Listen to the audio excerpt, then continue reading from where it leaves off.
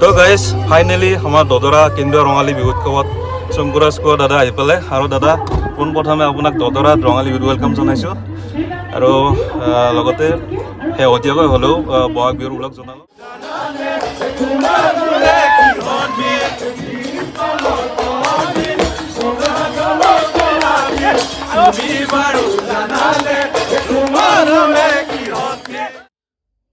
কি খবৰ? আশা কৰোঁ আপোনালোকৰ খবৰ নিশ্চয় ভাল আৰু সময়ৰ অভাৱত বহুত দিন ভিডিঅ' বনাব পৰা নাছিলোঁ আৰু আজি আকৌ ভিডিঅ' বনাবলৈ আৰম্ভ কৰিছোঁ।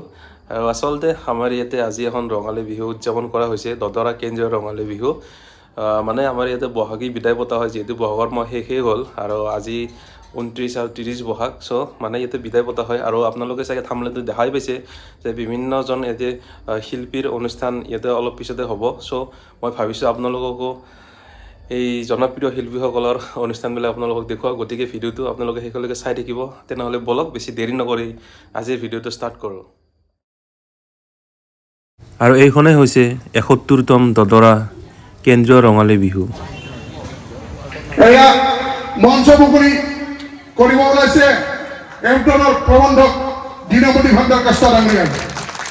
ধন্যবাদ দীনমণি ভাণ্ডাৰ কাষ্ট ডাঙৰীয়া। আৰু এইফালে স্থানীয় নৱসুৰুজ বিহু হুঁচৰি দলৰ দ্বাৰা আমাৰ মঞ্চখন মুকলি অনুষ্ঠানটো আৰম্ভ হৈছে।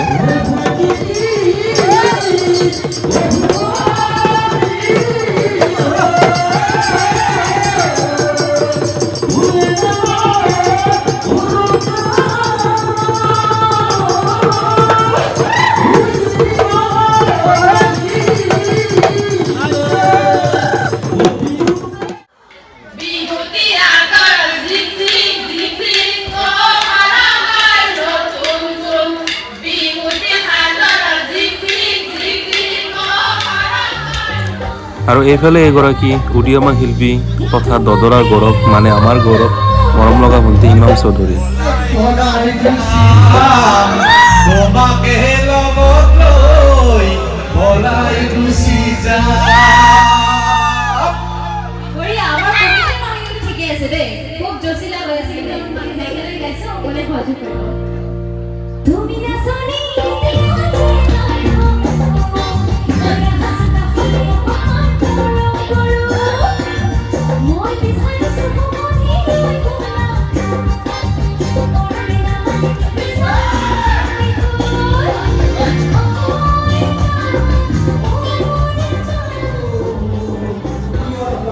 আৰু এইফালে আহি পেলাই অসমৰ জনপ্ৰিয় ধাৰাবাহিক বেহাৰবাৰী আউটপোষ্টৰ এগৰাকী জনপ্ৰিয় অভিনেতা দীপজ্যোতি কেওট অৰ্থাৎ মোহন।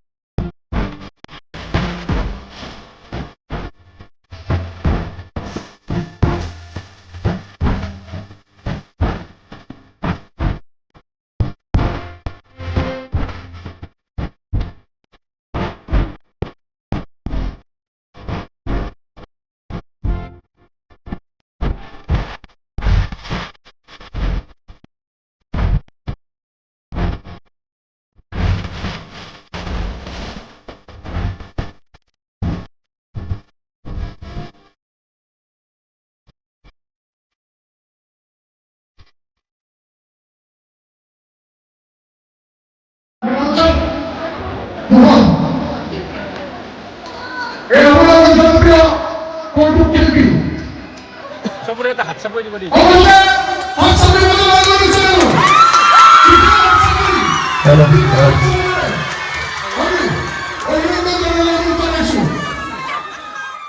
মোক ভাল লাগিছে নে?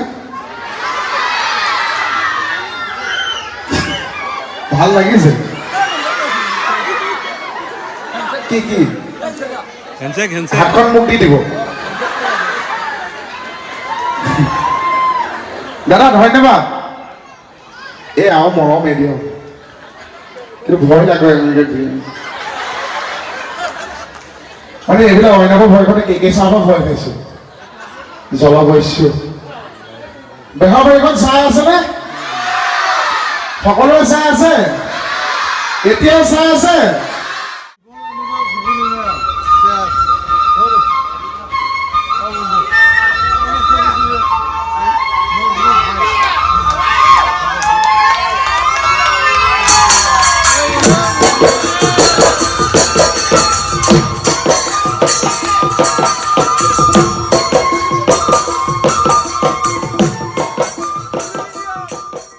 বাকি বছর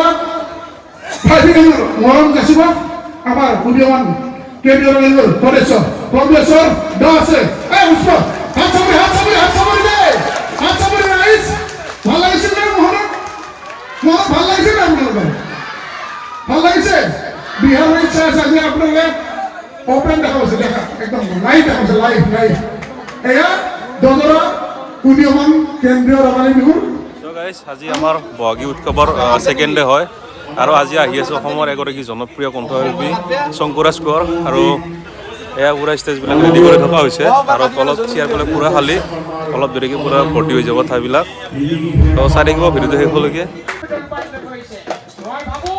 আৰু তাৰ লগে লগে মাননীয় মুখ্যমন্ত্ৰী মহোদয়ৰ ব্যক্তিগত সহায়ক ৰঞ্জিত ভট্টাচাৰ্য ডাঙৰীয়া আৰু কণ্ঠশিল্পী কল্লোল বৰঠাকুৰৰ দ্বাৰা ৭১তম দদৰা কেন্দ্ৰীয় ৰঙালী বিহুৰ মুখপাত্ৰ ৰঙালী উন্মোচন কৰা হ'ল।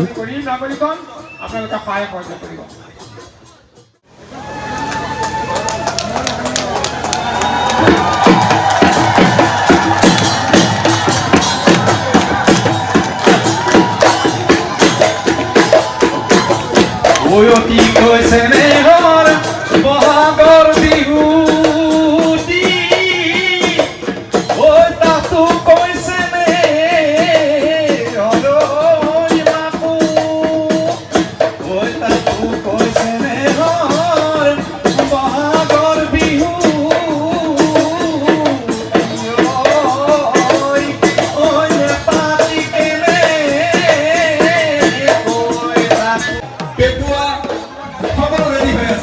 আমি দুয়োগৰাকী ব্যক্তিকে গীত পৰিৱেশন কৰাৰ কাৰণে অনুৰোধ জনাইছো।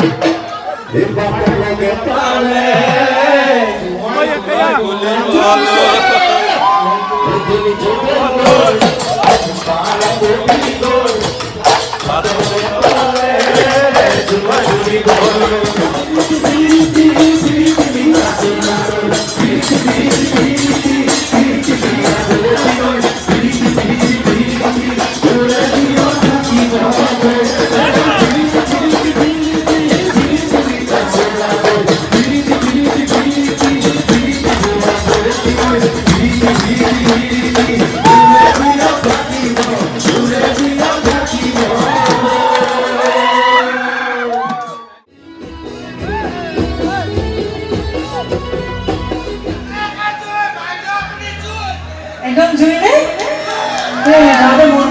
যাব দেই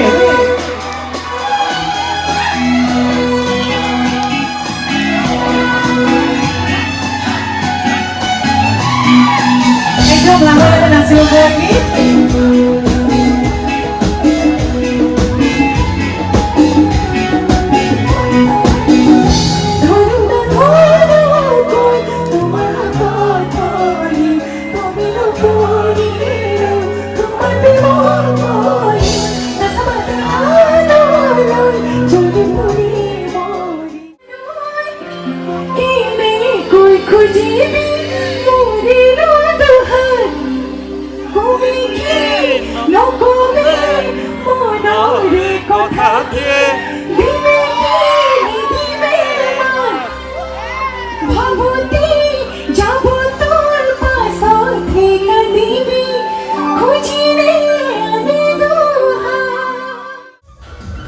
আৰু বহু অপেক্ষাৰ মূৰত ফাইনেলি আহি পেলাই শংকু ৰাষ্ট্ৰ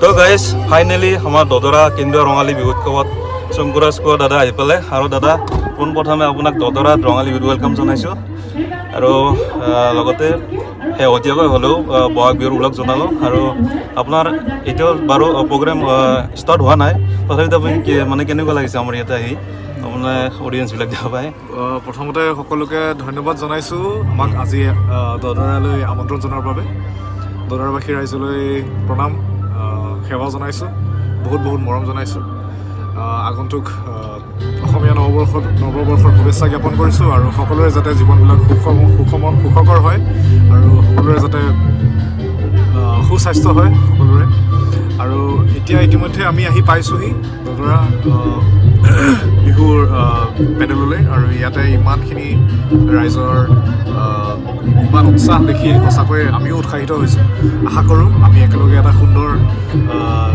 নিশা আমি একেলগে গীত মাতেৰে ফূৰ্তি কৰি পাৰ কৰিব পাৰোঁ থেংক ইউ আৰু মানে মই নিজে নাৰ্ভাছ হৈ আছোঁ ভবা নাছিলোঁ আপোনাক এনেকৈ লগ পাম বুলি আৰু আপোনাৰ বিশেষকৈ অলকানন্দ গানটো বহুত ফেমাছ হয় মানে ফ্ৰেণ্ড হয় আপোনাৰ চ' আৰু কি ক'ম আৰু মানে ক'ব ভাষা নাই এনেকুৱা লাগিছে তো থেংক ইউ আৰু ইমানখিনি সময় দিয়াৰ কাৰণে আৰু wish you all the best for your programme thank you বহুত ধন্যবাদ থেংক ইউ থেংক ইউ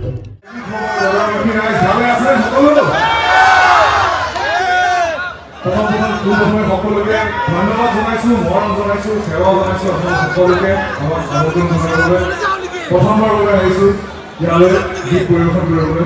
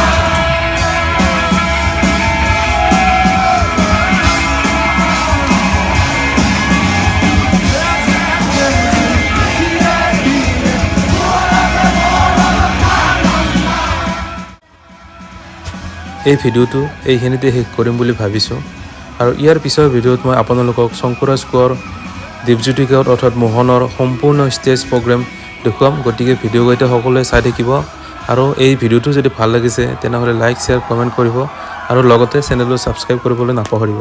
ধন্যবাদ।